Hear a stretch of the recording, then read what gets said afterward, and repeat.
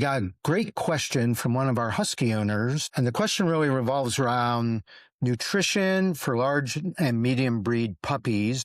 And it's important to recognize that those nutritional concepts are very different than for small breeds. Let me first say I am not a nutritionist, but I'm going to take the approach from an orthopedic perspective because that's probably what most people are really concerned about. And it's important to recognize that nutrition during the first year is critical and can influence lifelong orthopedic health. So my first recommendation typically is to choose a high quality commercial puppy food. And I'm generally really in support of just a complete balanced commercial diet. I think it's easiest to manage that for an owner. And I would say as you choose a commercial diet, look for a diet which is specific for medium or large breed puppies. There are a bunch of companies that do that. Royal Canin has something like that. Hills has something like that. Purina has something like that. I'm sure other companies do. And then, of course, some companies have some breed-specific diets that may even be more effective.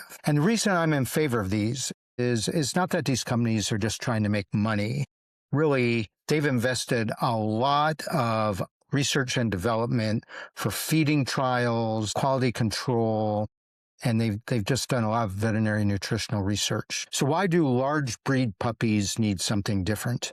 The key is that these dogs need to grow at a steady rate, but not fast. So the next question related to this that we should address is how long should a pet owner really pay attention to this type of special nutrition?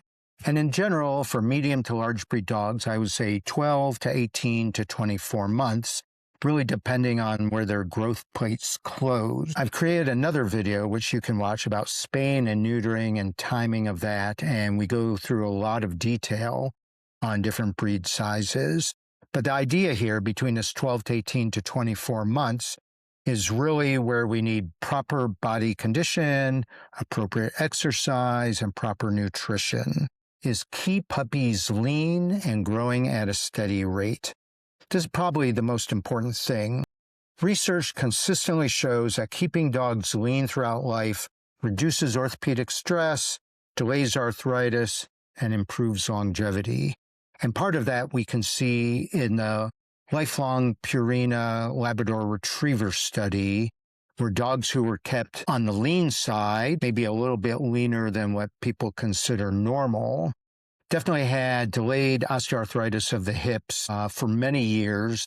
And those dogs also had a longer life expectancy by about 18 months. So keeping a dog lean, what does that mean? On the Purina body condition scoring system, that would be like a 4.5 to 5. And you should be able to feel your dog's ribs without having to press in. For dogs who aren't really furry like a Husky, it's easier to see an abdominal tuck from the side and a waist from the top. Being a little chunky is definitely not ideal for adult dogs nor for growing joints. Part of the question that our Husky owner asked was, what about supplements? In general, I don't think dogs need a lot of supplements if they are being fed a nutritionally correct diet. One place where I kind of deviate for that is I recommend that dogs receive Cosequin DS, and this is a very specific version of Cosequin, probably starting around 8 weeks of age. This is kind of a lifelong commitment.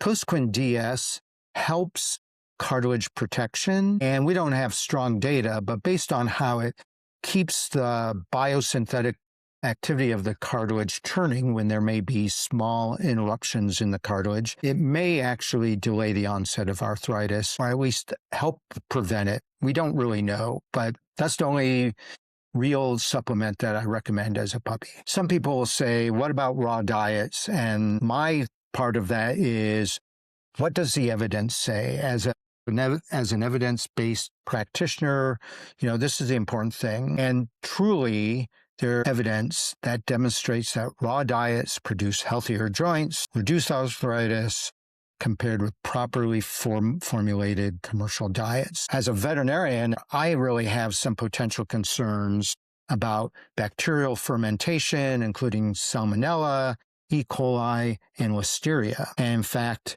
a lot of veterinarians will be wearing gloves if you bring in a dog who is on a raw diet, because there is definitely incidences of patients eating raw diets, transmitting bacteria to humans and causing problems. Some other concerns that I have with raw diets are making them nutritionally complete. They may contain excess calcium. They may not have correct amount of vitamins.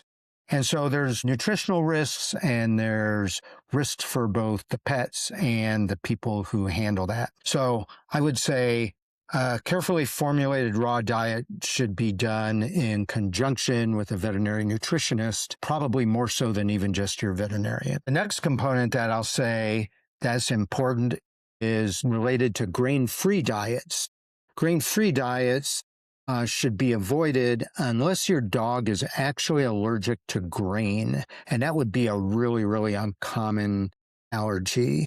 I would go down the grain-free diet route only if your veterinarian suggests it, because we know that grain-free diets can predispose to certain severe heart disease in a number of dogs, and probably safer just to avoid that. So in closing, what I would say, the best recipe for healthy joints is actually pretty simple. Feed a high-quality, large breed puppy diet, keep your puppy lean, avoid rapid growth, provide regular, appropriate exercise, which we'll talk about that another time.